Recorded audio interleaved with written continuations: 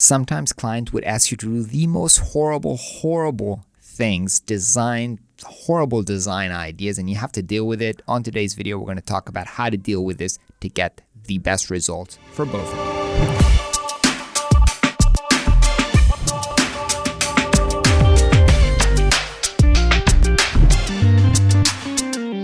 Hey everybody, what is up? My name is Ron Segal. Welcome back to Flux, the best place for you as a designer, web designer, freelancers to learn and share knowledge.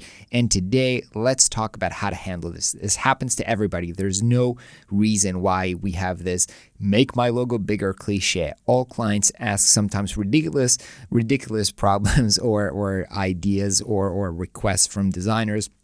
So what to do with it?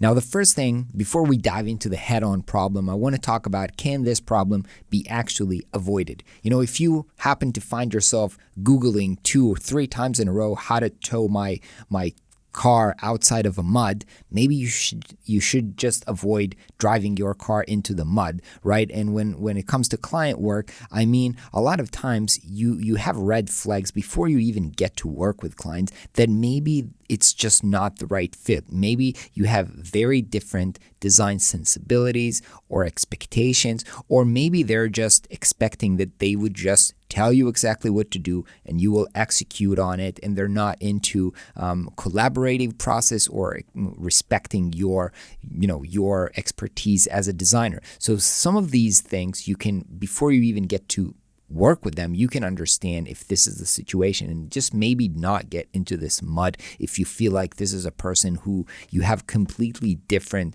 tastes, sensibilities, and expectations and principles for designs. You do this by talking to them about their expectations, showing them references, or asking them what do they think are good references. And so you get to learn how do they think, and so you understand that you're not getting yourself into some kind of a mess. Now, saying that happens and you did this, a lot of times clients would still come up with ideas that don't make any sense. Now, the first thing that you need to do before you even address what to do with the idea that you said, what I find really helpful is to, first of all, understand that clients, right? Maybe they're not really good with design, but they have the same goal as you, right? They want this to be a successful product, a successful project. They want this to succeed. Now, maybe because they don't understand design, they're coming up with bad ideas, bad solutions, but something that you need to understand is something bothers to them, right? Something doesn't work for them, which is the reason why they came up with this idea. So the first thing that you need to do is actually say, look, this is a great idea, or maybe not great, but this is an interesting idea. But what I want to understand here is, what's the problem? What are you trying to solve by suggesting this idea and this change, right? What are we actually trying to do here? So divert the solution that they come up with and try to drill down to understand the actual problem. When you understand the actual problem, you can come up with many different ideas, and then you can measure, okay, if you're trying to, communicate that this is dangerous and you want to put here whatever, an icon of poison, okay, maybe there are other ways to do this. Maybe we can use the color red. Maybe we can use a label. Maybe we can. So then you can explore multiple ideas, and then you can see maybe their idea is actually better or worse than other ideas to solve the problem. But what you want to do as a designer is understand what they are trying to solve here. What is the actual problem? Now, that will, a lot of time in itself, will just divert the bad idea, because a lot of times it's not like clients are sold into their idea and they just think their idea is the best. Again, they're trying to solve something. So if you will show them a better solution for what pains them and what hurts them, they would accept your better idea. Now, if that didn't work, sometimes, it didn't work. And so you sometimes need to educate them. Sometimes you need to share some of your knowledge and expertise as a designer and say, look, based on research, based on best practices, based on, let me show you some examples, this is not a good idea, and here's why. So you rationally walk them through why this is not a good idea. Now, this comes to your actual expertise, and this is why it's always important to read a lot of books, understand the principles, and educate yourself on what's working right now, what's trending, what's performing. Read some research, and we'll probably do a video about outlining where you should keep track of that. But you need to build your expertise to make sure that you can educate them on it. That being said, sometimes even educating them, sometimes it does come back to ego, and they will just not release, and they will just, I want to do this one thing. And sometimes, all else will fail, and it will be just, I want this done, and we have to do with this.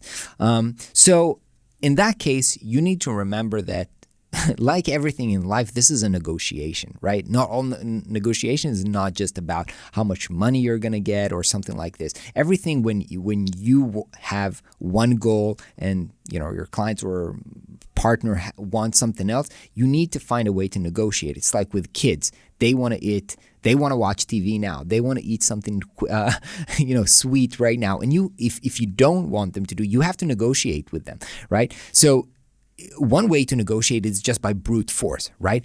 You do this because I said you're going to do this, or I want to do this because I think this is a bad idea. So you can use brute force to negotiate, and they can kind of like force your hand into doing things, or you can force their hand into doing things. But if you are a mature person, you understand that most times using brute force to negotiate is not a good idea. And I assume that your clients, because they are grown-ups as well, they understand that using brute force to force you as a designer. If you tell them, I think this is a bad idea, and they think, well, I think this is a good idea, and now it's kind of, it becomes, no side can convince the other side, and it's becoming kind of a brute force.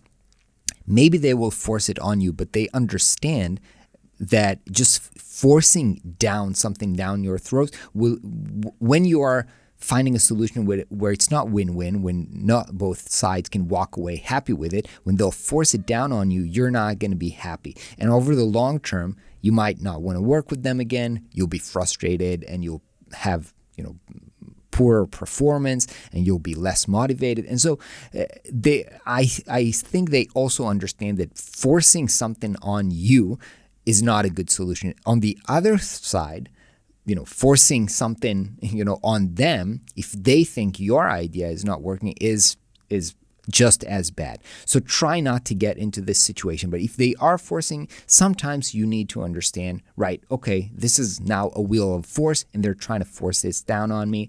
I'm not going to be able to win all battles, so this is a battle where I'm just going to give up. And I don't think that you need to look at this very dramatically.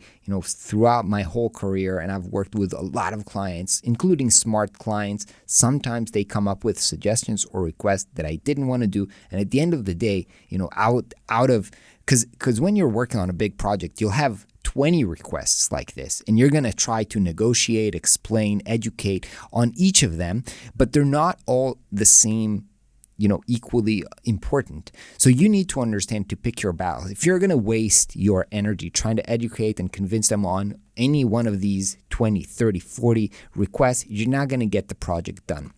So you need to understand this is not about you, right? This is not about your ego. And it's also not about your portfolio. A lot of designers are so worried about, if I make this change, it's going to be ugly. And, I'm not going to be, I wouldn't want to put this in my portfolio. Well, you're not doing this project only for your portfolio. You're doing this to serve your clients and to help them achieve the results they want and to be happy with the work that they are actually paying you for. So it's not about you. So you're not going to be able to win all the arguments, negotiation with 20 requests. So you need to pick your battles. Understand what are the requests that are really, really bad, and one of the ones that you don't like them, you don't think it's ideal, but you can live with them. Once you've made this kind of decision, you understand I'm not going to waste my time on all of them, and just pick your battles. And again, don't take this to heart. This happens to everybody. The fact that your clients comes up with, a bad idea and you kind of gave up doesn't mean that you're a bad designer or a bad freelancer. Again, from my experience freelancing 17 years, it happens all the time. It happened to me last year, with the last project that I did. So it's not like even if you're really, really good and experienced, it's still going to happen, and it's okay. This is part of life. Learn to live with this, and just, don't take this personally. This doesn't mean that being a designer sucks and your life sucked and this project sucked, right? This happens to everybody. You need to learn to work with this and do the best. And remember, it's about making the client happy and achieving their business results versus making you happy. That's my perspective. I hope this was helpful. I would love to hear from you in the comments below. And of course, if you find this video helpful, then click the like button or share this or do something. I'll see you on the next video. Bye.